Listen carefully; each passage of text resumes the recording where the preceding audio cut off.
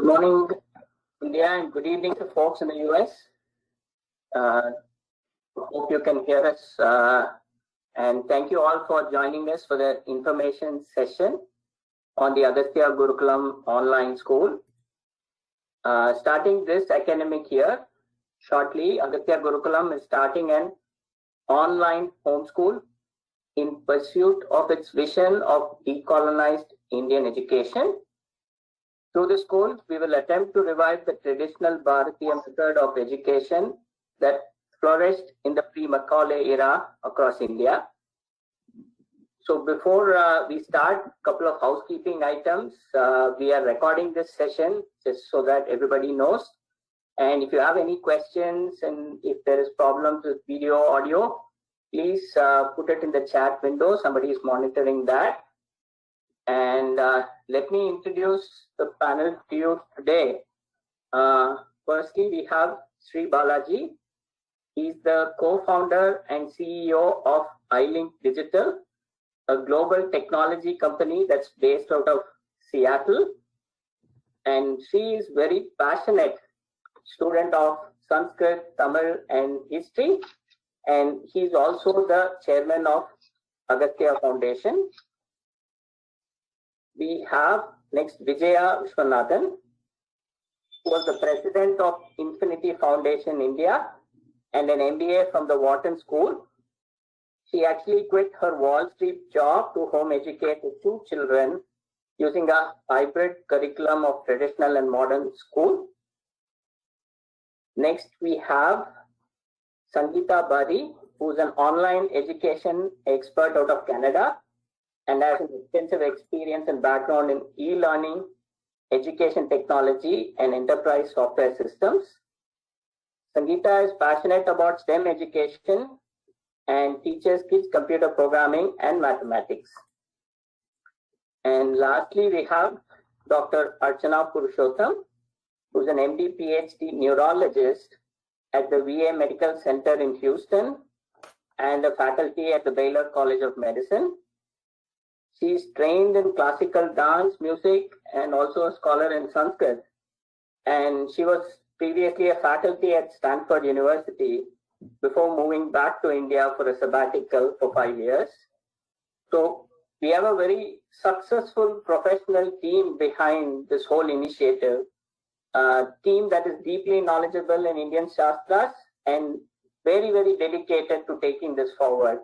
So I will hand off to them and we'll start with Sri Balaji, the chairman of Agastya Foundation. Namasarvebhyaha. Swagatam to our presentation here. So I'm going to talk about the Agastya online full-time Sanskrit immersion school.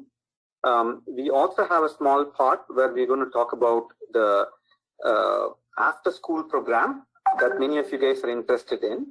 We'll cover that also in a little bit.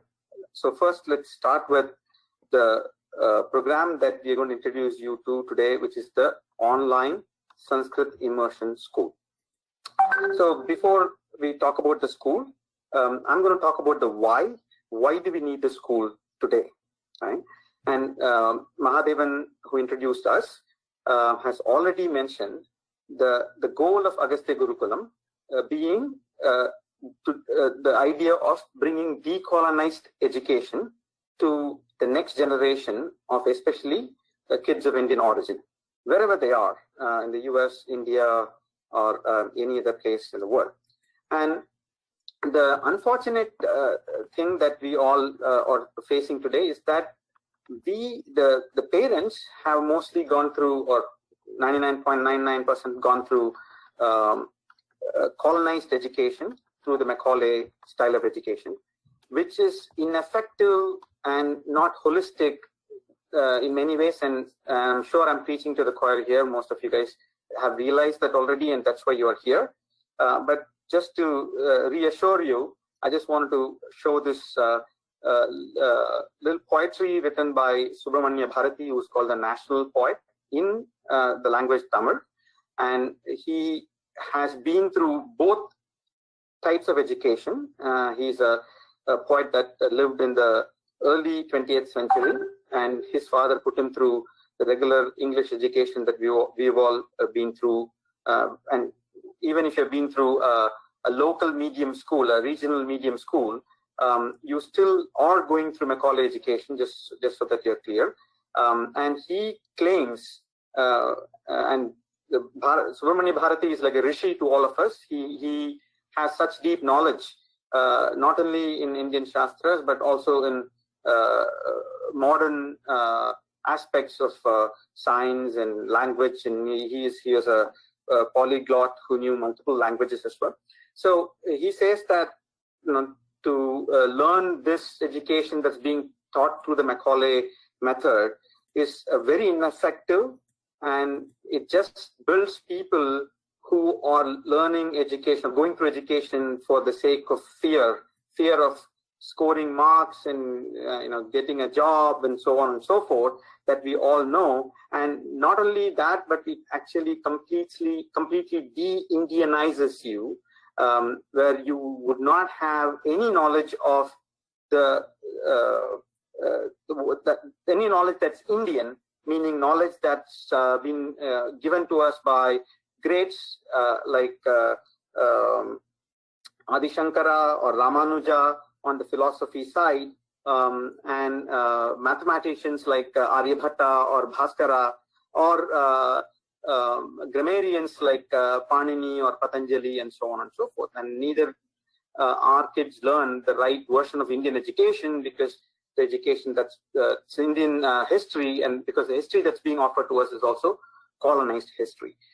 So we will talk about how this has created a very negative effect in our kids today, and in us also to a great extent.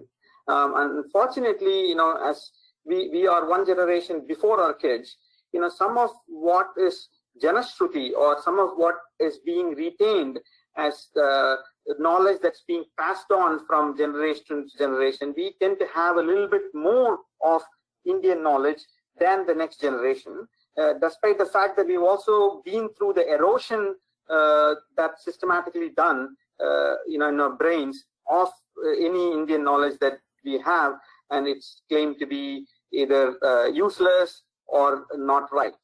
So the next generation, when they go through the regular school, they are going to even further get eroded in terms of knowledge in mother tongue, and that also disconnects them in a very severe way from Indian literature, and eliminates any Indian EQ that they can possess by learning things the Indian way.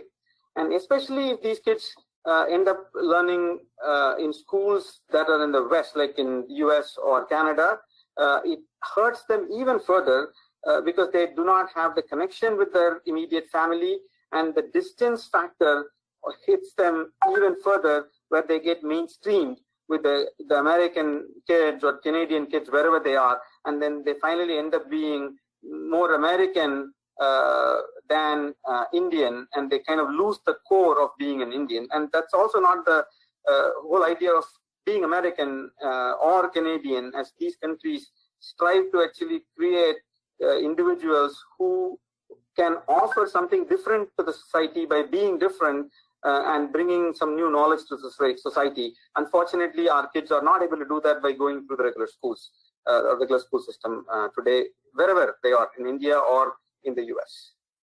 And there is a lot of pressure to conform, especially in the schools in the West, and the schools in the West and also schools in India, they teach exceptionalism of the West, right? It kind of makes you feel like Indians invented nothing. Indians are worth nothing, and the only way we can actually grow to the next level is to actually learn what the West has offered us, right? And it also feels that all the critical thinking and all the scientific rigor happen to come from the West.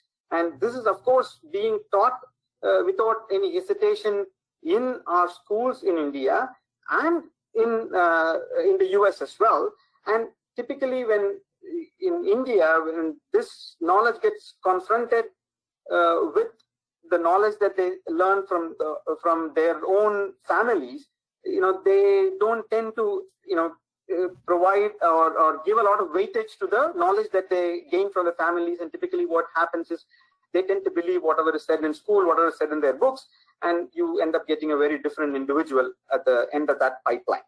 And another thing that the Western education system has is the lack of rasa, which is a very important aspect of Indian education, as every aspect of Indian education, including mathematics, is actually filled with the idea of rasa or bhava, where your emotional stability as a kid is not just given by interactions with your family, but also interactions with the poetry and the emotions that literature can evoke in you.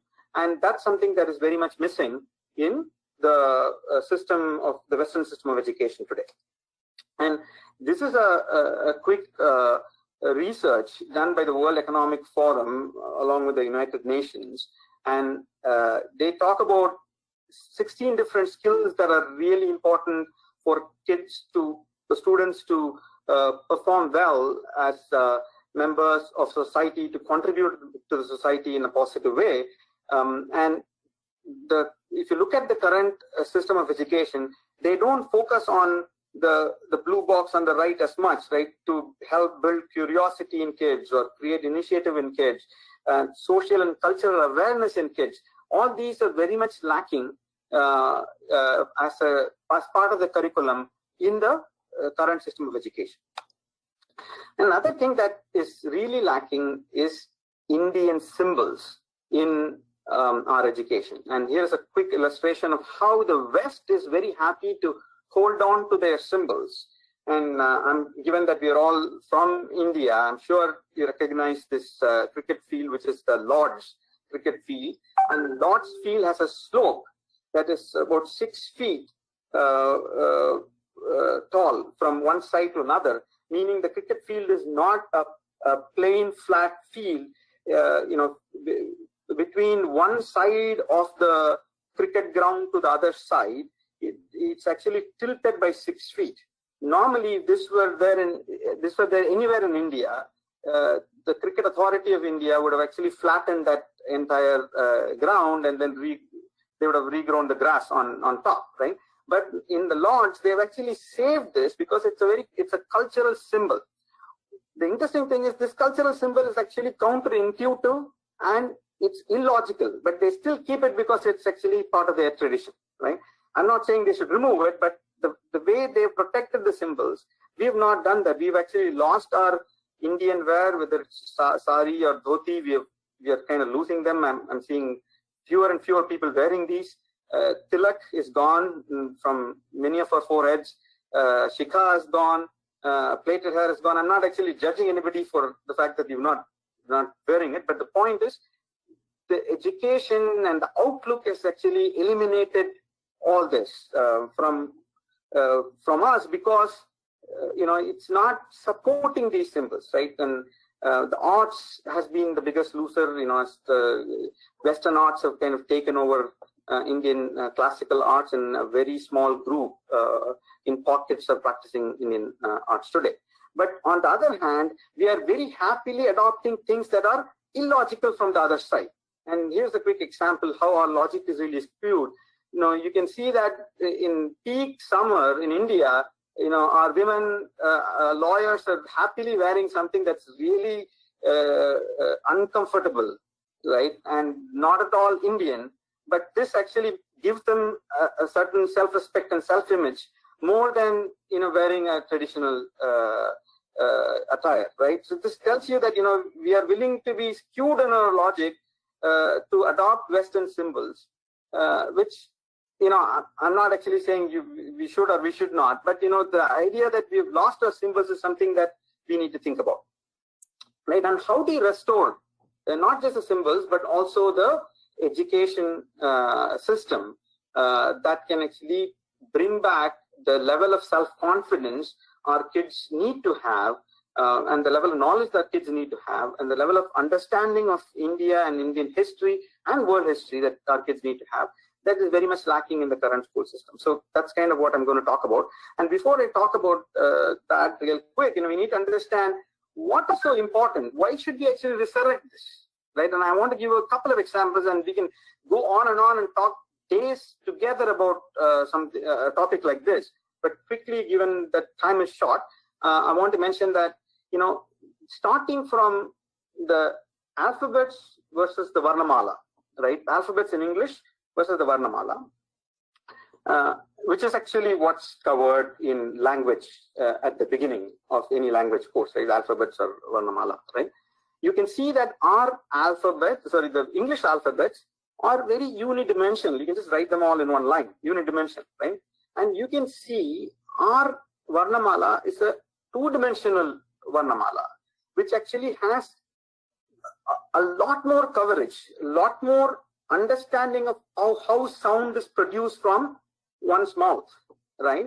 And the thought process of how they've placed it, right? How they've placed the various vargas, how they have placed the various swaraksharas, tells you that there is a lot of thought process that has gone into this compared to the picture that you see on the left about the list of alphabets. This tells you right from the beginning, this tells you that we have clearly a superior way of approaching language that can include a unidimensional language or unidimensional list of alphabets in English as well. So it's what you see in English is a subset of what you see on the right, which is actually a very well thought out process. Now, as a parent, which one would you want to teach the kids? Would you want to teach the left, that's alphabets, or the right, which is the Varnamala? Obviously, you want the kids to actually have the flexibility and the multidimensional thought process, right? So when it comes to alphabets. So, and of course, you want to teach them the alphabets too. I'm not saying you should not teach them the alphabets and you should only teach them the Varnamala. Teaching them the Varnamala and then teaching them the alphabets, they are going to be better at the alphabets than somebody who has just learned alphabets alone. So that's the advantage of our system, where you have something really well thought through.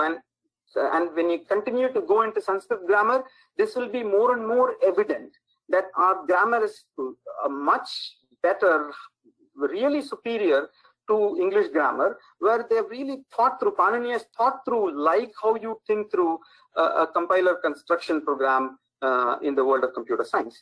So that's the beauty of Sanskrit. Take mathematics, for example. Here's another example in mathematics. The problem on the bottom is typically what is taught in, I think it's not showing up in full, but they're trying to multiply two numbers. And there is one method that is taught in school if you're sending your kids to school.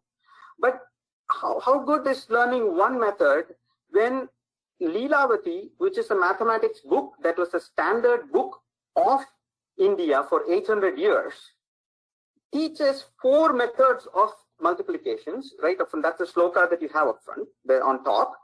4 methods of multiplication versus 1 method of multiplication, right? Now, would you want your kid to know 4 methods of multiplication or 1 method of multiplication? Would you want your kids to understand that they can approach a problem in 4 different ways so that they can get to the answer quicker, depending on whichever way will actually give them the answer the quickest fashion? They can actually apply that method and get to the answer in the quickest fashion, right? So if I were the parent, I would want my kid to learn this method, right? Rather kids to learn these 4 methods, then send my kid to the school today that's going to teach the kid just 1 method. So the idea of multiple ways of approaching the same problem will actually help the kid not only to solve math problems, but also to solve real world problems where you don't have to think about a unidimensional way of solving everything, right? The other thing is the idea of mathematics is very applied in Indian mathematics versus Western mathematics, because they copied everything over. They did not copy the application aspect of it. They did not copy the origin of mathematics, because mathematics, as it originated in India, as it came about in India, they've actually looked at real world things and modeled the math of those real world things that was useful to them in order to go about their daily chores. But as it went to the West, it went from India to Arabia and Arabia to the West. As it went to the West, they did not realize that this is the origin of mathematics. So they copied a copy, of mathematics that came from Arabia. So obviously a copy of a copy is not going to be as good as the original, and you want your kids to learn from the original. And what's more interesting is all this mathematics that you learn it not just by working out math problems, but also learning shlokas that the kid will always remember. Whether the kid is 80 or 90 years old tomorrow, the kid will always remember, like how many of us would remember a simple shloka like Shuklam Bharataram Vishnum. Same way, these shlokas they will remember, and they can actually use that. And I'm sure a lot of you guys, if I ask you how to calculate the square root of a number or a cube root of a number, you would have forgotten. I'm sure you would have learned it in school. But when you remember that as a shloka, you will never forget that, even when you're a 60-year-old. So that's the idea of learning something as a shloka or a sutra. And on top of all this, the beauty of Leelavati is that there's a lot of rasa in every shloka. The way the shloka is written in a meter, and the imagination that Bhaskaracharya has also comes out, which is really beautiful. So the aspect of rasa is also maintained through this process. So I can go on with many other examples, but we don't have time. Just want you to remember that what we are teaching, whether it's mathematics or language, is definitely better than what you would get from the regular schools. And can the Indian education system be an alternate system, an alternative to the current system? Yes, it can be. Why? Because it is a full-blown system which has stood the test of time. We had schools, we had colleges, we had vocational training, and we had this for several thousand years. We have a lot of this still remaining with us. It's not gone. It's still with us, right? Some of it is gone, I agree, but we still have enough to run a regular school from K through 12, right? We don't have to worry about whether it is complete. It is complete, and if there is aspects of non-completion, we are not actually running away from it. We want to ensure that we complete it with modern education, right? And it is built with critical thinking. It is built with scientific rigor. It has the STEM and logic that people are looking for today. STEM is science, technology, engineering, and mathematics. It has it inbuilt in it, right? And it is built with rasa. We've already talked about that. And it is built with a higher goal. Every shastra, whether, when Patanjali writes his Mahabhashyam, he's not thinking that, I'm just writing a work of grammar. He's thinking that I am actually trying to understand the greater truth or a path to moksha, right? So everything has a higher goal, a higher vision, whether it's Ayurveda or mathematics. Leelavati starts with a beautiful shloka to Ganapati, right? So the idea of having a higher goal with every piece of learning, which is very much lacking in modern education. So that makes this whole system of education an integrated, holistic system built with our symbols. And when it's available, why pick the less meaningful alternative today? Because there's a lot of peer pressure. If we give up on that peer pressure, sign up our kids to do this, our kids will be smarter than the regular kids that you would see in school today. Now, not only are we going to cover these subjects, we are also going to work on their samskara as well, where our samskara is to live in harmony with nature and the higher powers, right? So in India, there is this tradition of Panchamaha Yajna, and we have built that into our system, where every day, you're supposed to do 5 things before you go to bed. Brahma Yajna, which is actually the Yajna of learning, and Yajna is not just like doing Homa or a Yaga. Yajna in learning is also an Yajna. Pitra Yajna, to show respect to elders at home, which is not something that the current day school system teaches, and show respect to the great people that actually built what is Bharatam today, our forefathers, right? So scientists, philosophers, and our ancestors, right? So we build that into the system. Bharateeya to be living in harmony with the environment, plants, animals, and nature. So we have some exercises where kids every day will do something to understand the importance of environment, importance of nature, importance of animals and plants and so on. And Manushya Yajna to be doing constant seva to people around you. And Deva Yajna, which is doing Nitya Pujan and working on that higher goal overall, right? So our system is inbuilt with these sanskaras. And the basis of our system or the Indian system comes from what is called Ashtadasha Vidyasthanani, the 4 Vedas and the 6 Vedangas, the 4 Upangas and the 4 Upavedas. We don't have much time to go into all this, but what I mean to say is it's a very authentic, taken from the Shastra system. It's not something that we are creating ourselves, but we are ensuring that it's relevant to the modern world, right? And I'm sure you also heard of the Chatushashti Kalas, the 64 art forms, and we are including some of them, and as time goes by, we'll include more and more into this education.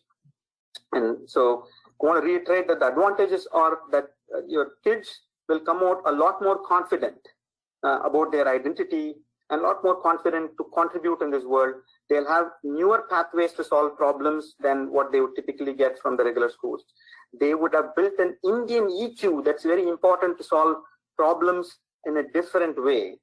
And you would have also helped by letting your kid go through this program, and that helped by ensuring the kid understands what is Indianness and help protect Indianness and help retain our symbols.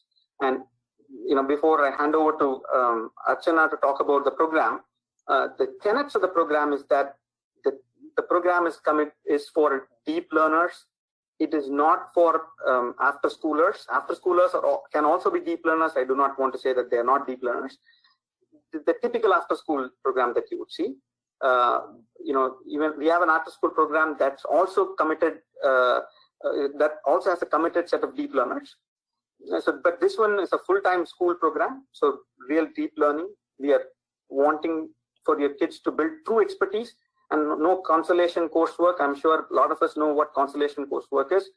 I went to college for 4 years in BITS Pilani, and if you ask me what I learned, I know very little, because it's just like I was there for getting marks and getting a good score in GRE and getting out of the country, right? That's the kind of thing that we want to avoid in our school systems, and make every day count where they can learn something, right? And this is a full-time school program. It is not an after-school program. We also have an after-school program that Sangeeta ji will be talking about.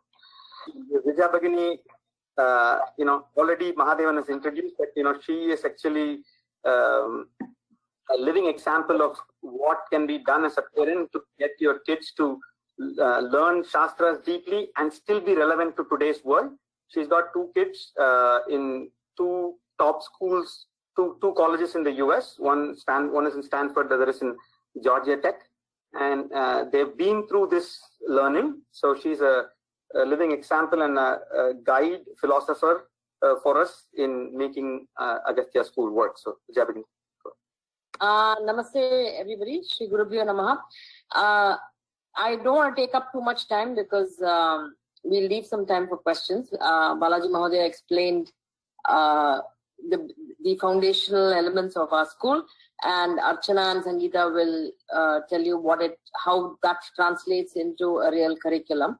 And I'll leave, if you guys have anything to ask, I'll leave it for questions. But essentially I want to tell you that the people that you see here are, we are in this not because, this was the path we chose. We are all in this because we are passionate about education. It all started off by finding something relevant for our own children. And we are here, we've assembled together to share that experience and create a generation of children that can be comfortable with their identity and can be contributors essentially.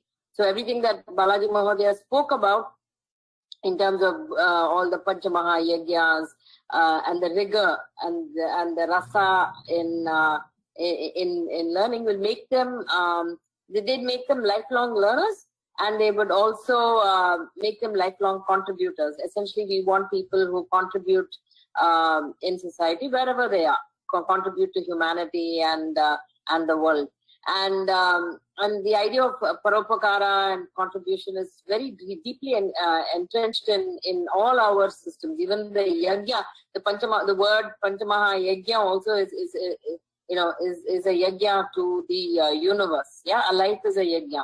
So these sorts of ideas are all around you all the time, and makes the child think about responsibility and contribution as opposed to rights and entitlement.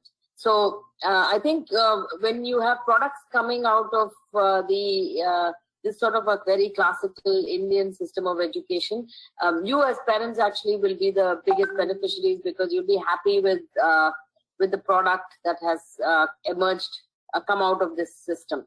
And when an individual family is happy, then when the child is happy, the family is happy, and then the village, and then the country. So the contribution goes all the way. So these are the building blocks, and your kids are the building blocks that we want to use to mold the future of India and the world. So I'll leave it at that, and I'll transfer it off to Archana, and feel free to ask me any questions, and I'll be happy to answer them at the Q&A time. Archana, take it. Let me tell you a little bit about the online Gurukulam that we're planning. So this is going to be the first online immersion school in Samskritam. You might have heard of Mandarin immersion schools, French immersion, and Spanish immersion. So this is going to be the first Samskritam immersion school that's online. Our goal is to make children so fluent in Samskritam and its literature that the entire treasure trove of traditional Bharateeya knowledge is accessible to them. So Shastric knowledge is immense, and this is unfortunately not accessible to most of us who have been educated in the English system with very little knowledge of our own languages.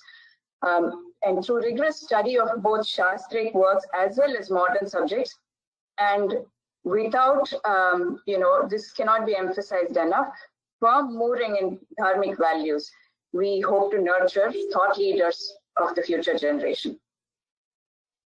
So our vision is to revive the traditional method of education that flourished across India in the pre-Macaulay period.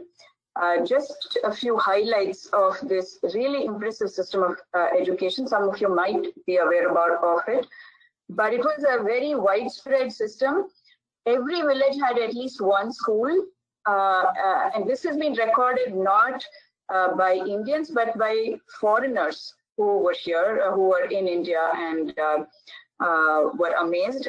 It taught children across the social spectrum, much against what we tend to have been given to believe by our social studies textbooks.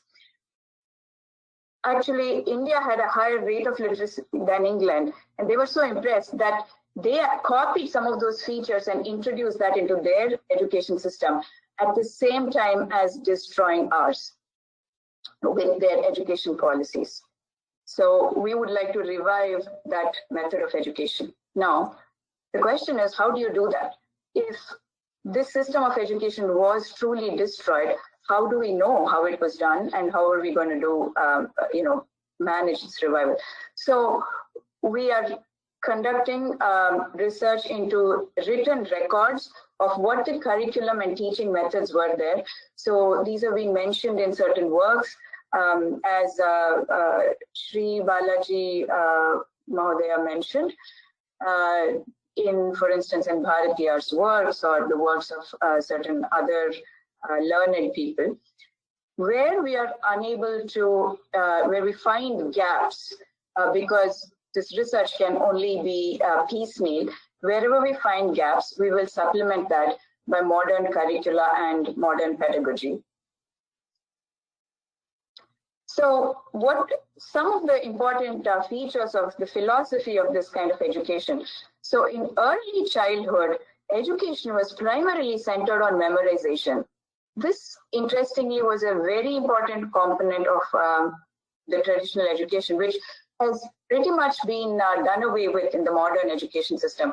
At least we learned the multiplication tables. Nowadays, the kids aren't even made to learn that. So the memorization part was the early in the elementary phase. And then as children grew into the late elementary and middle schools, they got into a logic-centric education phase where, you know, there's reasoning introduced as to understanding what it is they've memorized and to apply it and to reason. And finally, when they get to perhaps the high school stage, it would turn to a rhetoric-centric education where they are taught to analyze, to criticize, to debate, and to discuss. So debating was a major part of Indian scholarship and education, and that depended on developing a very high level of ability, a rhetorical ability. So this is a philosophy that we will also follow in our school. We will start with the memorization in the early years to emphasizing that, and then move on to logic. Now, our school, we plan for it to be only elementary and middle at this point. Therefore, the rhetoric we would just about introduce and leave it for them to develop that later on in high school. The groups used to be taught as a mixed age or mixed ability groups. So what often happened was, with the teacher instructing all the students for a little bit, they were then separated into groups where the oldest or the most learned student among that group would teach his junior peers. And this is how we would like to also have our children learn here. I think the experience of teaching your juniors is a very valuable thing that children learn from. At the same time, young children learn much faster from older children than they do from adults. Those of you who have more than one child probably know this very well. They learn extremely well from their elder sibling. We intend to have a very close community within the Gurukulam. That is what characterized the Gurukulam, a close community. So we would have biannual camps where students and their families, as well as the teachers, all would come together, so live in a place together. And in addition to learning, the bonding that would occur would be really important. And this would be continued throughout the year through the online contacts. We also would plan to celebrate festivals together as much as an online medium allows us to. So that would also strengthen the community. Also, moral and values education went hand in hand with secular learning. So, for instance, if a letter was being taught, often not just a word beginning from that letter, but sometimes a subhashitam. So, for instance, while learning Sanskrit, if you're teaching, let's say, tenses, you can pick up a subhashita, which is a moral saying written in a couplet form, and thus teach children not the meaning would be a values education. At the same time, through that, they are learning Samskritam as well, or the letter it starts with. Okay. The other important thing is that because this is an online Gurukulam, the parent serves as a teacher during most of the offline hours. Online instruction with a teacher that the Gurukulam provides is only limited to the online hours, which we don't want to have for too long. So the parent will have the responsibility of maintaining Gurukulam discipline at home. this includes awakening early in the morning. So a dinacharya, a traditional dinacharya, where they awaken early in the morning, they do some daily yoga or exercise, and then they bathe and perform the Panchamahayagya, which was explained by Shri. This should be done daily prior to their classes. No TV, video games, or movies should be seen that conflict with Gurukulam discipline or dharma. This doesn't mean they don't have fun. For instance, we would plan to provide parents links of videos that are both enjoyable to the child as well as do not go against dharma or what we would like to teach in the Gurukulam. Respect to teachers and all elders would be really important. Again, this is something that parents would have to emphasize in the daily life.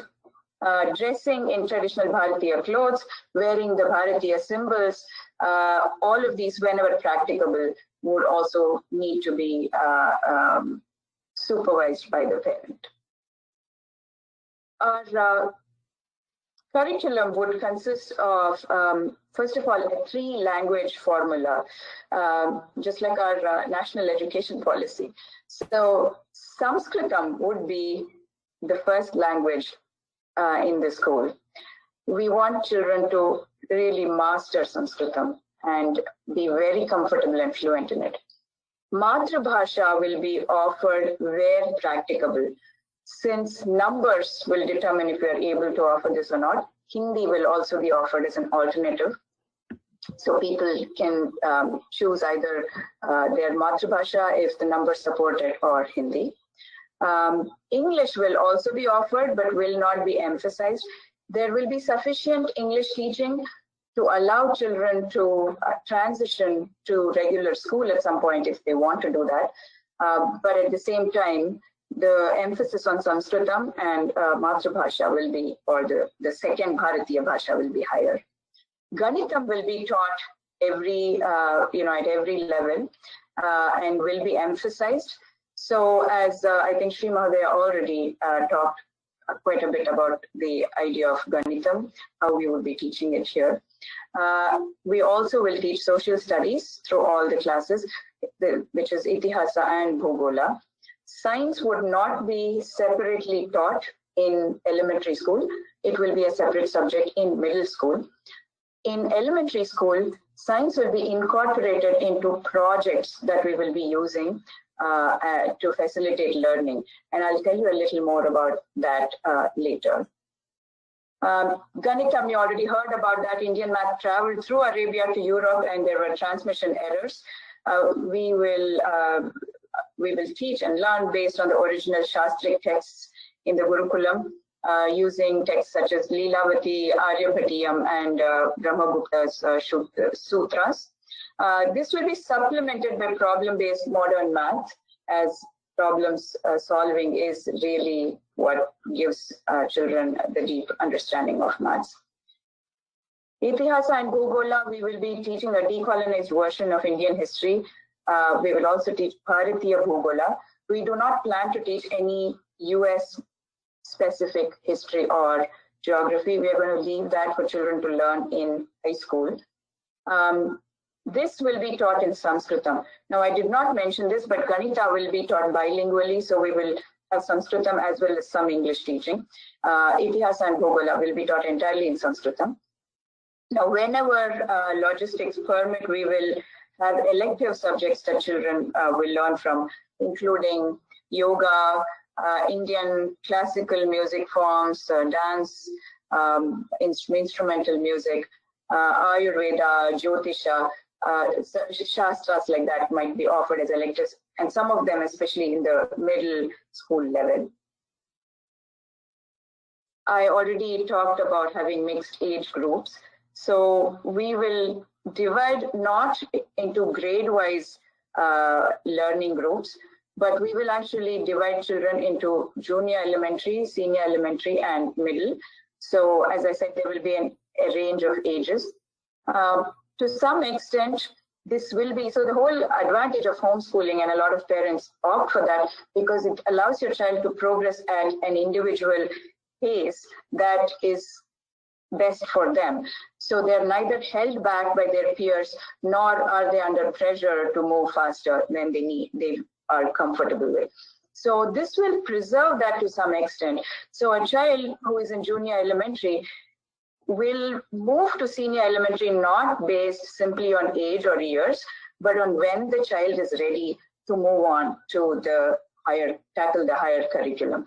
So that will be how we will attempt to do this, to maintain this sort of individualized pace of learning. Now, coming to enrollment itself, as I mentioned, it will be an elementary and middle school. The idea is that at the end of this, children will be ready to mainstream into high school if they should wish to. On the other hand, if they should want to continue homeschooling, they can certainly go ahead and do that. This is not a supplement to regular school. I know we've had a lot of inquiries about whether I want my child to learn Samskritam or I want them to learn a certain subject. This would not be the best way to do that, because these classes will be run during regular school hours, so it will clash with those, and also it will provide too high a workload for a child. So a regular school workload plus this, which is meant to be also a full workload, will be too much for a child to manage. How old can children be? Typically, they should be around 6 because they need to be old enough to sit in front of a screen and attend to the class. If you're, this may vary a little bit. So some children are not ready till 7 or maybe even 8, but some children may be ready early, and that will be the gauge of whether they would be able to join. Parental commitment is essential, as I mentioned. They play a major role as the gurus of the child at home.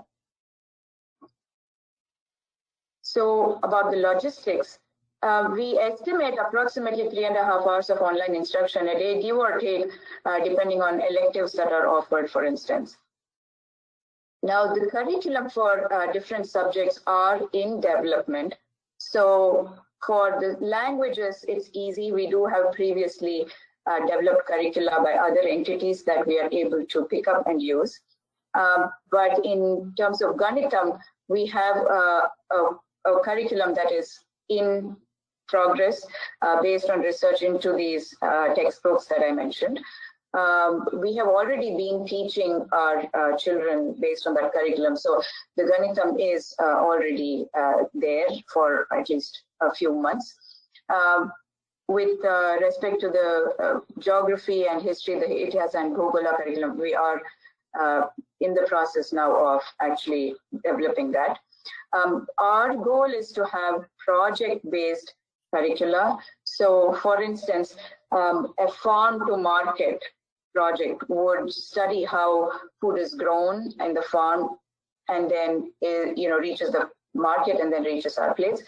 Similarly, a good project for our kids would be a Goshala project. How cows, the dairy industry, how cows are taken care of. What are the economics that drive it? What are the ethical considerations? What are the social factors, etc. So in these we would incorporate all the subjects, because you would have math, you would have science, you would have social studies in there. You would also have language, because that's how they're going to express it. And so it would be a pretty holistic kind of learning, and kids tend to enjoy that a lot. Now, the big question that parents might have is about the cost or the fees. Agastya Gurukulam is a non-profit, and this will essentially be a cost-sharing model between the parents. I do not have a number I can provide to you right now. As I said, because it's a cost-sharing model, if there are new people joining us, it will affect the cost. Secondly, we are in the process. We have recruited some teachers, but we are still in discussion with a few teachers. So we will have a final cost perhaps in next week or so. But I would estimate, so it would be far less than a private school, the cost of a private school in the United States. But at the same time, our teachers do need to be paid because they are, they are professional teachers, many of them, who are putting in a lot of work into this. The other question that probably will come up is, can I take 1 or 2 subjects and not enroll for the entire school? We will have some part-time enrollments possibly available if the classes have openings. Right now, of course, we do have openings, but we would prioritize full-time enrollees before we take on part-time enrollees. And that is the end of my show. Namaste, everyone. Sorry about that. Let me know if you guys can see my screen. Yes. Okay.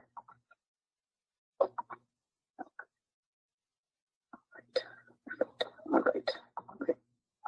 Okay. So yeah, I'm just going to talk about the post-schooling program that we have going on. We've been doing this for last 1 year. It started last year, Jignasa. It's a program for kids under 9 years old. We've completed 1 year of that program, and we are starting new batches. This time we're launching two levels. Level 1 for new students, and level 2 for the existing Jignasa kids who have completed level 1. And so the subjects we cover are Samskritam, read, write, and converse in it. This year we're actually even focusing on memorization. We are teaching Bharateeya through stories. We'll also be covering Ganitam. The classes are starting September 16, 2020. Level 1, like I mentioned, they are for kids age 5 and 6. Level 2 is for kids age 7 and 9. We have a prereq for it that you have to either complete level 1 of Jignasa or Diksha that we did during summer from March till June. Every batch will have 15 students. We'll have classes daily, Monday to Friday. For the level 1, there are 45 minutes classes, and for level 2, they are about 60-minute classes. We have a separate batches for both India and international timings. If you want to register, you can go to our website. The link is right there. You can find it on our website under programs, Jignasa. I can mention the timings for the India batch. Level 1, we have from 3 p.m. to 3:45. For level 1 in international, we have it from 5:30 to 6:15. For level 2 in India, we have it from 6 to 7 p.m. And for level 2 in international, we have it from 6:20 p.m. to 7:20. That's all time zone are PST, and the Indian time is in Indian time. I think that's all I had. I think we're running out of time, so I'm going to wrap up and open it up for Q&A. Thank you.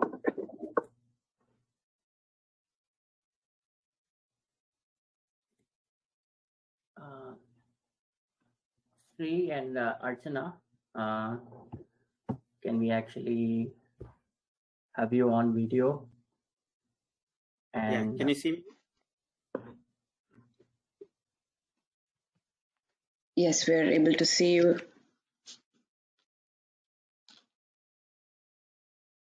Okay.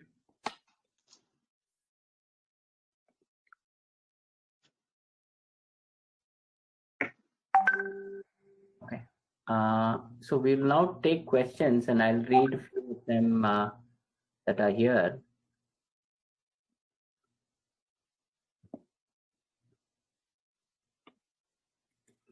So the question is, for the elementary school, is this the first year that we are having this program? Yes, this is brand new. The school is just starting, so it is new for elementary, middle, for everyone. However, we add that the co-schooling program that Sangeeta Bhagini talked about, that has been around for over a year now. We've had like 2 Shibirams and 1 whole academic year of classes. Yeah, so Agastya Gurukulam has been conducting co-schooling programs, and we are now extending it into a full-time schooling program, starting now. Okay. There's a question on I presume there will be different classes for Bharat-based students and US-based students. And for the US-based students, will the teachers be also from the US? So yes, we do have separate programs for the US-based and India-based students. So for the co-schooling, so everything we'll have to answer in using both co-schooling and the schooling itself. So for the co-schooling students, we have been having India and US batches separately, and I think that was mentioned also by Sangeeta ji in her talk. For the full-time school, that is for the Gurukulam itself, right now we are starting it in the US. We are going to be starting it in India. We are planning for that, but the US Gurukulam is ready to start. In fact, it has started already. We've had the first few classes. The teachers are going to be both for the US Gurukulam. They are both from India and from the US. So we have teachers from both places. So again, you answered part of the question. When is the full-time US-based Gurukulam school starting? How do I actually join that? Yeah, actually, we just had like a little inauguration puja this weekend, this past weekend, and the children had classes today. So we have not started all the subjects. We are gradually, bringing it in. But right now they are learning Samskritam. By mid-September, all our subjects should be in full swing.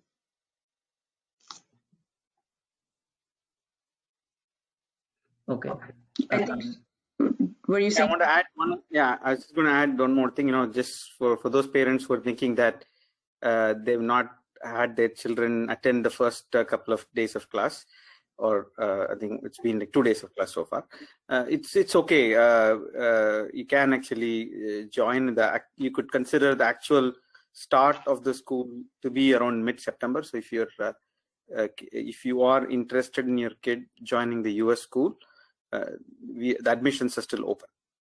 Okay. Absolutely, they're absolutely open. So yeah, definitely. That's why I said we are ramping up. So September 15 is when all of it will get fully filled. Okay. Can one of you actually share your screen or show how to enroll, or where do you go register for this full-time school? And also, where do we find information on that evening programs for kids in India and US? Where do they find that information? Right. So I have this up. Let me see if I'm able to share the screen. So let's see. Just one sec. I guess my screen. I need to do this. So, and then I'll say show my screen. Okay. Are you seeing my screen? Hello? Not yet. You aren't seeing the screen. I'm trying to figure out how I do that. I thought I clicked it, but let's see, share your screen. Let me try this. Did it work? Yes. Okay. So let's see if I can get this out of the way and get this out of the way. Okay. So this is our website.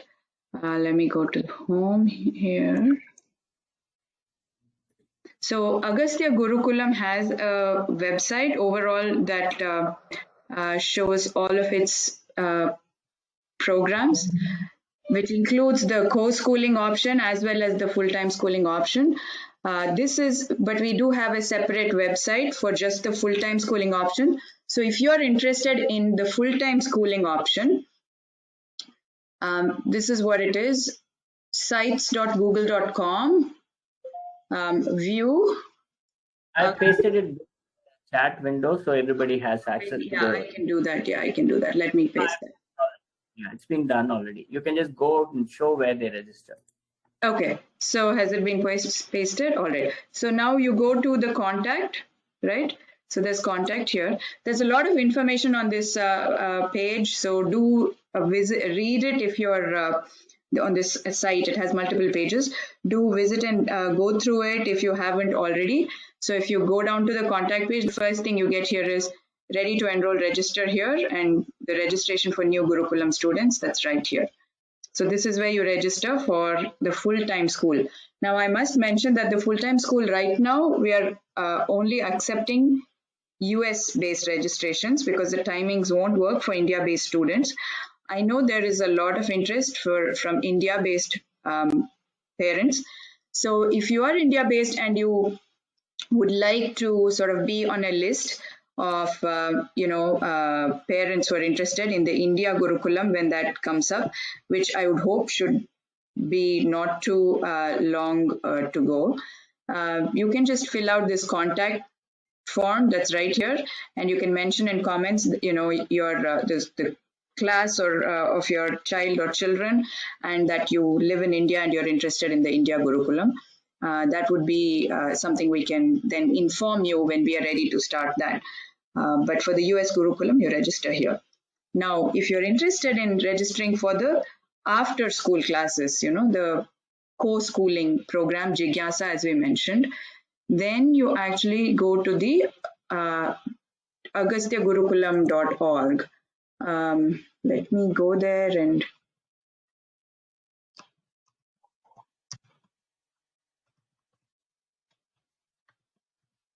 okay, there we go.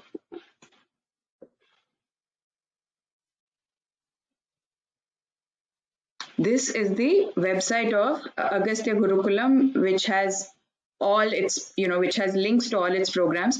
From this website, you can, if you go to programs, the first one is actually the link to the Gurukulam. So that will take you back to the page we just came from. But below you see Jigyasa, Unmilanam, Dishana. These are the co-schooling program options for different age groups. So if you click on Jigyasa right now is taking registrations, and you can see that here too. So one of the sliders that actually is about the Jigyasa, and it has a registration link. So let me see if that in a second. Yeah, here it is.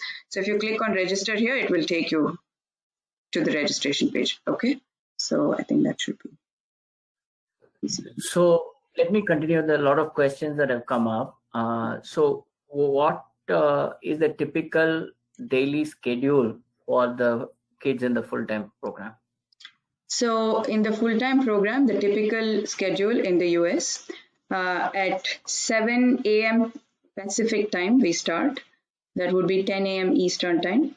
So we start with half an hour of yoga for the children. And then this includes not just yoga practice as in a yoga studio, but it also includes learning the Shastra. So Yoga Sutra is also taught. We want, in everything that we teach, we want to have an academic, a very rigorous kind of education. So that will also be taught. So half an hour of yoga. After that, they go into the actual studies. And again, first thing they do is memorization. So the first period is reserved for every day for memorization. They will be memorizing various works like the Amarakosha, the Ashtadhyayi. These are all very, major Sanskrit works that are fundamental building blocks to becoming a master of Sanskrit. So they will learn those. They will learn the multiplication tables. Our children learn that in Sanskrit. So Gunana Koshtakas. They will learn other stotras or things that are, important that they are studying. For instance, Leelavati, the Ganita-related shlokas from Leelavati, that also they will study in that. So that is the first hour. And after that, so the way we have it is in every hour, we have 45 minutes of instruction followed by a 15-minute break. The first break will be after the memorization period. The first break is devoted to an assembly where the entire proceedings of the assembly will be conducted in Samskritam. Children, so a child may read out the news, today's news in Samskritam. We may have another child talking about this day in history in Samskritam, maybe sharing something of interest to them, maybe something that they wrote. So an assembly like this, also they take a Sanskrit pledge. After that, they go into the regular classes. So, it's languages, Ganitam, Itihasa, etc. So there will be 3 more periods after that. And every time there'll be 45 minutes of teaching followed by a 15-minute break, so that the children, these are young children, they can have a break to have. And the other thing is, because we are across time zones, breakfast time for one will be perhaps lunchtime for another, and in between, playtime for another. So we have to give frequent breaks so everybody gets a chance to eat when they need to and do other things. So this is how the day will be structured. We may have a few additional, so for instance, second language, there would be smaller groups of children taking this. So, children who share a mother tongue will be in a specific class. And scheduling that, there may be a little bit of leeway. It may not be at that time, whatever works for that group of parents. If they prefer to have it on the weekend or in the evenings, that may be arranged. But in general, this will be the school day.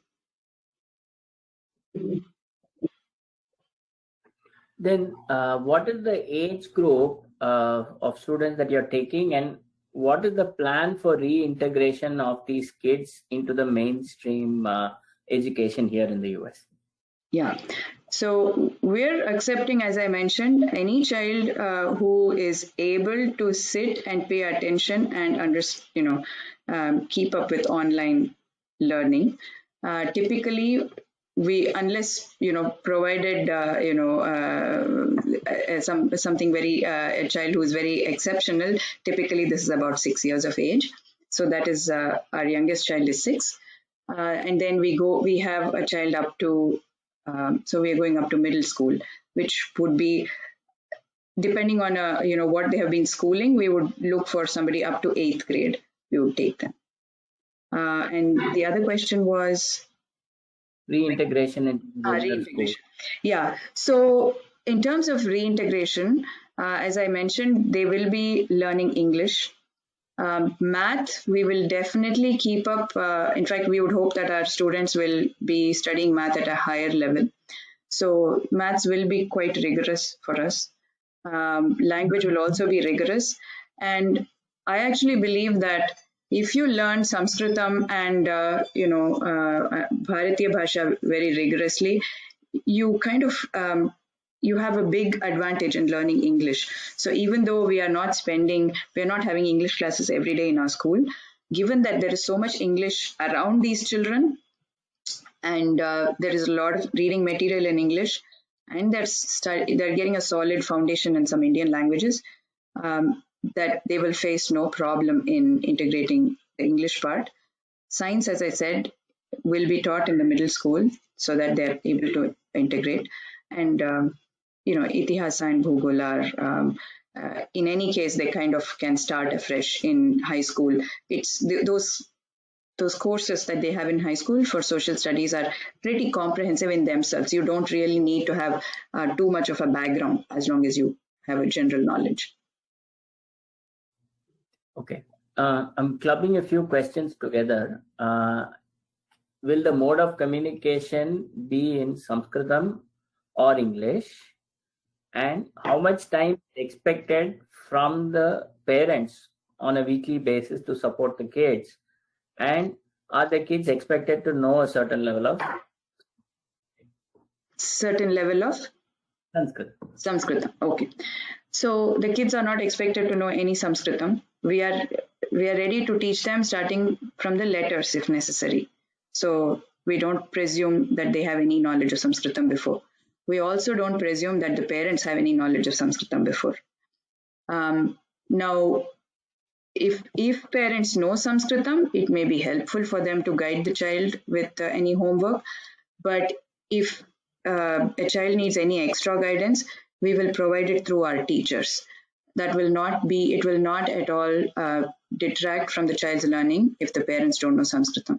The other thing also that I would like to mention is, as the children learn, I have personally found it very enjoyable because I find I am learning with them.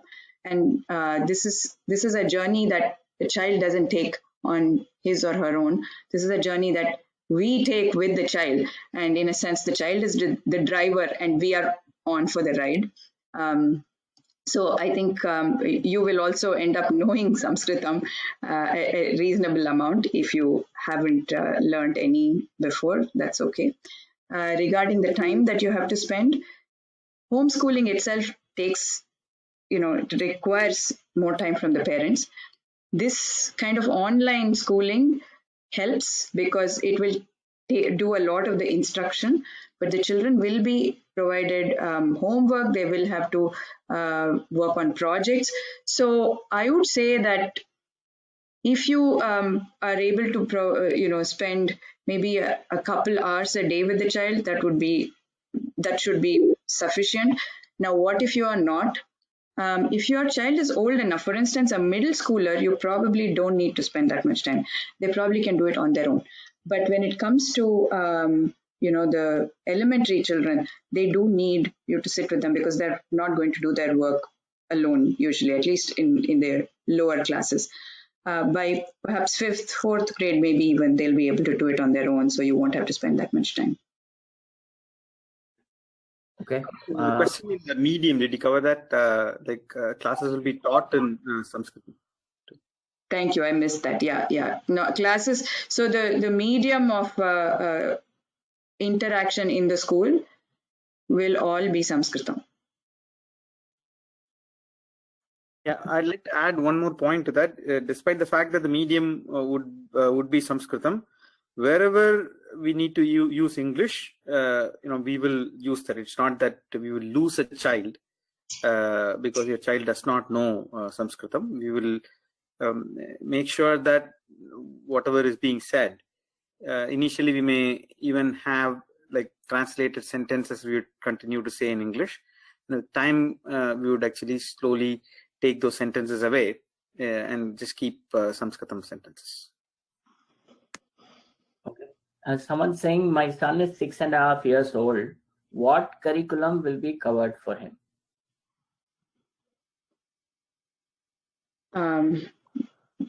Do you want to start with the Sanskrit? Yeah, I can maybe answer that a little bit. So first is, when it comes to Sanskritam, at the lowest level, we would either way start Kantasthikaranam, which is like memorization for all levels, right? So they would be at different levels, at different class levels. So you would have Kantasthikaranam in Amarkosha, Ashtadhyayi, Dhatupata. Then we'll have Kantasthikaranam in Shabda Rupam and Dhatu Rupams also. So this is like the typical Kantasthikaranam class. Along with that, there would be Kantasthikaranam of Gunana Koshtakam, which is like multiplication tables, and some basic Kantasthikaranam of Karana Sutrams in Leelavati for maybe addition, subtraction, stuff like that. And Samskritam will be at the level where they will first learn the Varnamala, and they would also learn to write the Varnamala and read words and then small sentences, and also be able to communicate in Samskritam. Within the first year, they should have the ability to communicate fluently in Samskritam.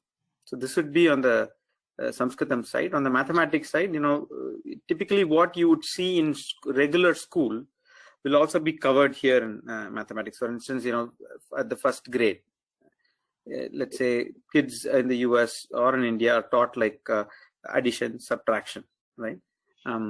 We will also do the same thing, just that the kids will know a few more ways of doing addition and subtraction, right? So that will have a parity with, the mathematics will have parity with what is being taught in the regular school. When it comes to history, we'll pick simple stories that the kid can learn from history. And second language too will have something equivalent to what is being taught in school, but we will teach a little bit more in ensuring that there is more Kantasthikaranam or memorization, and also use Shastram there also, because there is a lot of Shastram in second language too. We'll try to use that in teaching our second language too. Archana Bhagini, do you want to add more to that? I think you covered, yeah, and with English, we will try to also, go by what normally children of that grade are learning. We will use a similar curriculum, and we will, cover at that level. And you talked already about Ganitam, you talked about Itihasa Bhugola too, I think, right? Yeah. So I think that should explain. Question: how does the school calendar look like? Will there be any breaks like in a typical school in the US? What about festivals and holidays? Yeah. So yes, there will be breaks, but the breaks will be a little different because we intend to have camps. That is when we will have our Gurukulam camps where the entire, student body as well as the teachers will also participate. With, students come with their families or at least with one parent, especially the younger ones. We will arrange this in a, a location in India in summer. So we will have, that is, when coronavirus allows us. Otherwise, we were going to start with a camp this year in summer, but thanks to Corona, that didn't happen. So we will have this camp every year for about a month. We will all live together in one place and have the children learning and playing together. So that is, we will also have, that'll take a month, but you will get a break too after that. And then we will most likely have camps in winter as well. But that we will, depending on parental availability and such, we will try to do that in the US so that it's easier, or maybe over a Thanksgiving weekend, whatever works, so we can get everyone. So that will be about the breaks.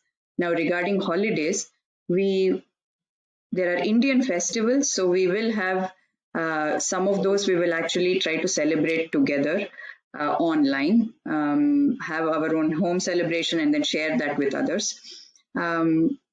Some of the major ones we will actually not teach on those days. We will have a school holiday. And then if it comes to the American holidays, some of them we will actually take off, but not for all of them. There is not going to be Columbus Day and President's Day and, etc. But, weekends like where people tend to travel or use that to go somewhere, typically the major ones, we will give that as a break so that parents can do the same. Okay. How many students will be in a class? So our optimal maximum, our optimal strength would be 10 in a class. And this is what we have in mind. Right now we are below that. We don't have, the enrollment to be concerned about reaching that maximum, but we will try to keep it around that ratio. We also don't want to turn away people who are genuinely interested in this. We feel, that this kind of education should be made available to anyone who's really interested. So we will try to accommodate people, but, we can't go too much more than 10 because we do want individualized attention. Okay.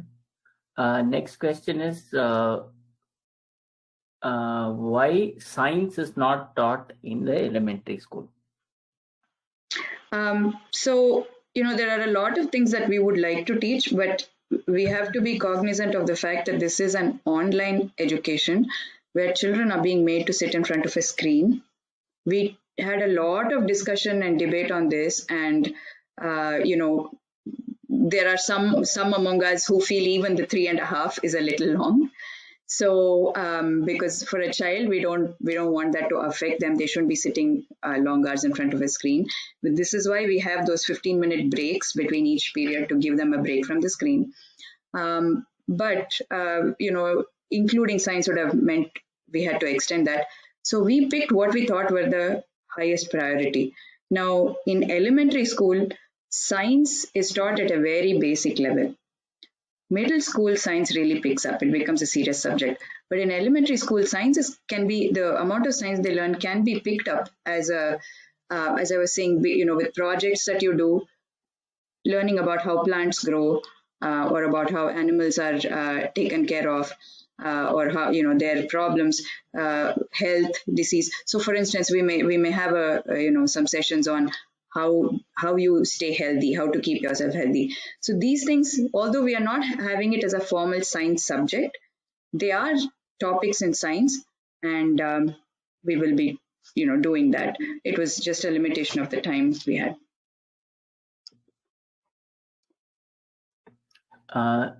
Next question is, how are kids going to learn social skills, since this is primarily an online school?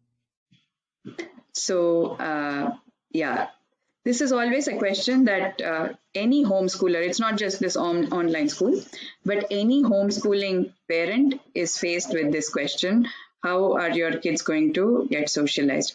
Actually, today we don't have Vijaya Bhagini, Srimati Vijaya Vishwanathan, who was here last time at the question answer session. Also, you did hear her presentation earlier today, but she couldn't stay for the question answer session. And she has homeschooled 2 children, 2 sons. And she was talking about how her son, who is currently, he's just finished his first year at Stanford, he has become the president of the Hindu Students Association there, which normally graduate students are the ones who take on this association and serve as president. But in this case, this is a second year student, undergraduate, who has taken this on. This is a boy who was homeschooled. So the concern about socialization in these kinds of homeschooling is frankly a bit overrated. There is plenty of opportunities for socialization. So, for instance, our camps will be intensely socializing experiences. And because my kids have been in the co-schooling, online co-schooling option for the whole of last year, I can tell you that even on online schooling, they have built up great friendships, great bonding. They are waiting for if the class finishes early and they can still have their Zoom session on for a little while, they are thrilled and they're chatting away and playing all sorts of tricks on their friends. The other thing also that is really important is that children go and play outside in the community. So with your neighbors' kids, with children around. So that is what in the evening, this is for both socialization reasons, but more importantly also for physical exercise and health. So because normally they would do that in school in their games period or PT period. So through all of these, I believe they will get enough and more of socialization. I don't think that is such a major concern as people tend to make it out to be. Next is, are you planning to introduce arts, maybe through Natya Shastra or Siddhanta-based astronomy and so on? Yes, so this is something we would really like to do. As I mentioned earlier, these are electives that we would like to offer, especially in the middle school level. For instance, a 6-month course or a 1-year course on Ayurveda, on Jyotisha Shastra, on something like that. In terms of dance and music, we actually are also planning to offer some things that are of interest to our parents. For instance, from the children currently enrolled, we have interest in Carnatic music, and we are in the process of trying to see if we can have Carnatic music classes, which will include theory. So everywhere we want to have the Shastra. So if it's dance, we do want Natya Shastra also to be taught. So we are planning to start with music because there was interest in that. But if there's sufficient interest in anything else, and if it is possible for us to facilitate that, we would try to do that. Okay. What are the profiles of the teachers who are going to be teaching, and would it be possible to put them online on the website too? So that's a great idea. I think we should do that. And I want to quickly answer that. The kind of profiles that we are going for. is mixed, and we are especially very interested in profiles of people like us, meaning people who have actually been through regular education and understand what is there in real world schools, and also are good at Shastram and Samskritam. For instance, our mathematics teacher Aparajit, who will be teaching these kids, he's got a B engineering degree, and then he's worked for TCS for like 3-4 years. Then he did a master's in Samskritam. So based on his engineering background and his Sanskrit background, he is also good at mathematics, especially based on Sanskritam. So we look for profiles that are smart teachers who are able to relate to the modern world, at the same time very grounded, rooted in Shastras. And we have one more who is also like through a traditional Shastric school, so you'll have a mix of this, but the idea is for us to ensure that these kids are not going into a Ved Pathshala like scenario.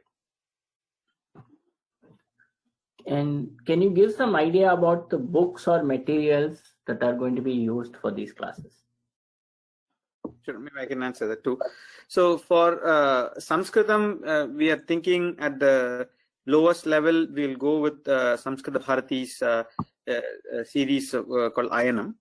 And then at the next level, we are going to do Rashtriya Sanskrita Samsthan's book called Prathama Diksha, Dvitiya Diksha. They have a Diksha series. If you are students of Sanskrit, you will know about these institutions and the books they put out. These are very standard books. And then, of course, for Kantastikaranam, these are very standard books like Amarakosha, Ashtadhyayi, Shabda Manjari, Dhatu Manjari, and so on and so forth.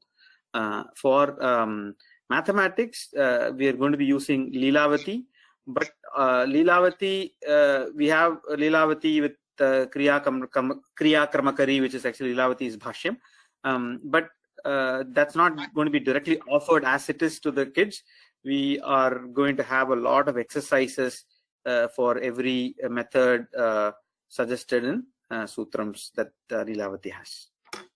And for history, we are working on translation of some existing textual material that's in English about Indian history, and we're going to focus on Indian history only. And we are currently working on translations. We'll get about by September 15th. We are hoping that we'll have enough material to cover for a decent number of months, and it's a continuous process that we'll do. Achana Bhagini, you want to add anything to that? I think you covered that, and for the second language, that is the Bharateeya Bhasha, we'll be using textbooks from sort of like the state board of that relevant state, supplemented by additional more rigorous grammar kind of books. I think we covered most things. So essentially for Itihas, Bhugola, and Ganita. Sorry. English you will cover, maybe use an ICSE book or something like that, right? Actually, English, our teachers, the teachers we are speaking to have their own, so they have their own curricula. They have been teaching homeschool children for years, and they have developed their own worksheets and their own curricula, which is all based on the regular school curricula, because that's what they teach homeschool children. So they will be using those exercises and worksheets. So it's not a published text. It is how shall we say it? It's something that particular teacher has developed. These are experienced teachers actually here who have been teaching homeschool children. So next is how the students are prepared to appear in regular school exams like annual exams. And related note, when we are homeschooling, we have to inform a district that we have the child is going to learn a particular curriculum for the year in writing, how does the Gurukulam syllabus meet with those requirements? Yeah, so actually what you mentioned is true in certain places. So it is not uniform everywhere. It depends on the state you live in. So if your state has a requirement that you register and that you provide a curriculum, then we can provide to you the relevant curricula which will be of interest to them. We can certainly provide to you as to what we are planning to teach in that year. So typically at the elementary level, they do not have any requirements for social studies or science. Generally, this comes in only in the middle school level, the what they call the sort of common core or the minimum curriculum. But what they really want to know is your English and mathematics, and perhaps, talking about a second language is also helpful. But we can provide you what we have. It would satisfy states in the US typically. Okay. Next question is, what is the minimum age expected for kids to get enrolled? And someone's asking, my daughter is 5 years old and she will be starting kindergarten this year. Would you recommend her to start Gurukulam this year or wait for a year? I would probably recommend waiting for a year. Our youngest child is 6, and even at 6, I can see that it's a little, perhaps also maybe not to appear gender biased, but girls tend to be more ready earlier to sit in front of a screen. Boys have a harder time. So you would have to take these factors into account. But 5 seems a little young. If the child is almost 6 and is definitely able to sit through some classes, then you could think about it. But if the child is just ready for kindergarten, I'd say wait for a year. By the way, they've already. The other option there is actually to have the child. Sorry. Can you hear me? Hello. They've already enrolled. We can hear you. Go ahead. Oh, they've already. Okay, sounds good. Okay. Someone saying, my son is 13 years old. What program should I register him for? So if he is already in 9th grade in high school this year, he should just 8th grade. 13 would be, that's right. I'm sorry. My math is bad. Or 8th or even 7th grade. Yeah. Right. You can certainly, we are open to taking your child into our school. You could have a further discussion about the specifics of it. If you have other questions, we could do that offline. You're welcome to reach out to us. So would the general curriculum and the way things are taught and done be similar to how Samskrita Bharati does it? And the other related question is, would it help if a kid has already gone through Samskrita Bharati for about a couple of years? Maybe I can take that question. So, because I'm a teacher in Samskrita Bharati also. So Samskrita Bharati for kids, if your child has already gone through that, that's definitely advantageous, because Samskrita Bharati's programs are great, and we are very well connected with Samskrita Bharati. But what they do is focus on Samskritam, and especially the spoken part for the most part. I think at the kids level they also do some reading and writing. Now, from a Samskritam standpoint, it will be a little heavier than that, because this is actually full-time school, and there it's an after-school program, and typically Samskrita Bharati has 1 class in a week. Here we're going to do like 5 Samskritam classes in a week, right? So with that, you will have a lot more Samskritam that they would learn. Not only will they learn a lot more of reading, writing, and speaking, they would also learn Shastram, meaning they would learn Amarakosha, Ashtadhyayi, Dhatupata, and so on. So all this Samskrita Bharati typically does not teach at the kids level. But there are exceptions. Some kids do learn all this through Samskrita Bharati teachers here and there as well. So I don't want to say the Samskritam Bharati does not teach at all this aspect of it. And the key thing to note is Samskritam Bharati is just Samskritam, and it is a typically once a week program. But this school will cover Ganitam in Samskritam.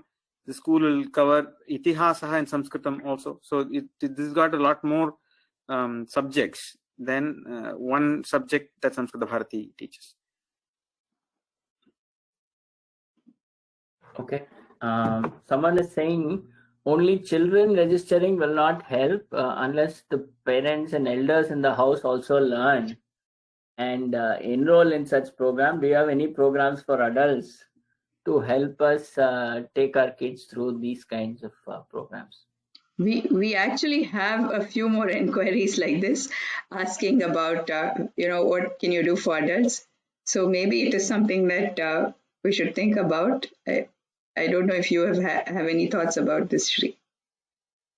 No, I think given that we are very specialized from a focus standpoint, we want to focus on kids. They are the future, and they are the ones that are being targeted to be mainstream by the institutions of today, right? So we want to somehow protect them and ensure that they are, they're really good in Shastram, and they can, they can be decolonized, unlike a lot of us who've already been significantly colonized in our thought process.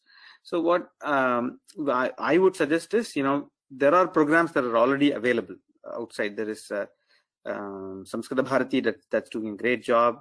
Then there are various mutts that are also running Samskritam exams, like Chitrapur Mutt, and Kanchi Mutt has a program also.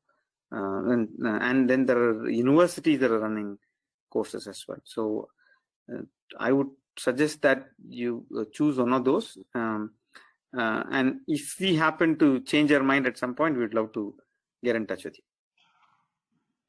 Okay. Another recommendation, which is actually pretty good, is can you actually put some resources related to homeschooling online? Because as parents, we are new to homeschooling. And is there any books or resources that we can read and be prepared? So for homeschooling itself, this is something that has existed for a very long time and is quite prevalent. Actually, I was surprised to find out how common it is in the US. And now it is something that's gaining a lot of ground in India too.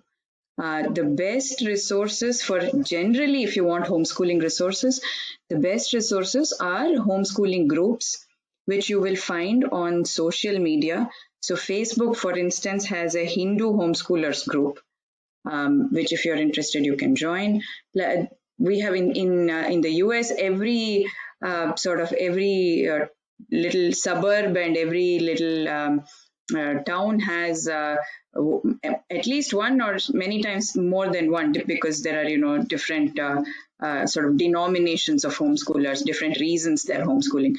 So these homeschoolers groups tend to have a lot of resources they can offer you, including understanding how to satisfy your own state's requirement. It's very helpful to talk to some of these people or on Facebook, interact with them and get examples of what sort of curricula they provided the school, and then use similar template to create your own, not to the school but to the state board when you're registering as a homeschooler. Same way for reference materials, for curricula, there are many curricula available for every subject, and you can get these locally from your homeschooler groups or groups on Facebook. Now, as far as our school itself goes, we do plan to put up resources for our parents. For instance, one of the things that we do want to put up sooner rather than later is a list of good videos to watch.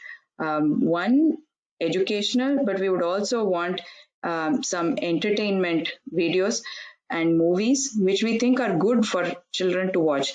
We do not want Gurukulam children watching what is typically the mainstream junk that is available out there, which teach a lot of values that we do not want our children to be picking up. So we plan to, get all the parents to pull in what they have found to be good, material and put it up there. So, this is something we'll work on, and when we have it up, you are welcome to also, use those resources. Right now, we are still just building this up. One more thing that I'd like to add there is, we also have a list of books that kids can learn as they grow up that we can add, and parents may also would be interested in certain books that we would love for the parents to read as well. That way, you would be able to kind of gain more and more knowledge about Indic knowledge systems. That'll make you comfortable and confident that you've made the right decision to put your kid through this program. I don't know if we covered, will there be exams, and how are you going to test the kids? Oh, yes. I'm sorry. I think somebody asked that, but I skipped it when I was answering another question. So, yes, we will have exams. We will have tests and we will have exams because we need to assess. Our focus is on our children learning. So, the marks are not what matter, but we want to make sure our children are learning. That is our goal. They have to. We want them to be masters of the subjects. So we will test them. The tests will not be conducted at the frequency that typical Indian schools would conduct. Here in the US, it's not conducted that frequently, as far as I know. So it'll be something like that. We will have periodic tests. We will also have an exam, pretty much like a normal school, but hopefully minus any tension for the children. Okay, I think we are running late. Maybe one more question. There was a question on cost and fees for the full-time online Gurukulam.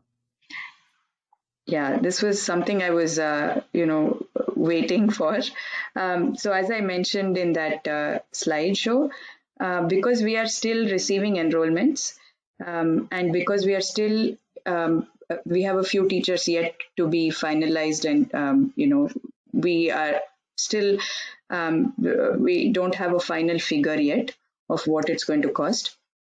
What we can say is that it's going to be much cheaper than a private school in the US. That if you want to send your child to a private school, this will be far cheaper than that.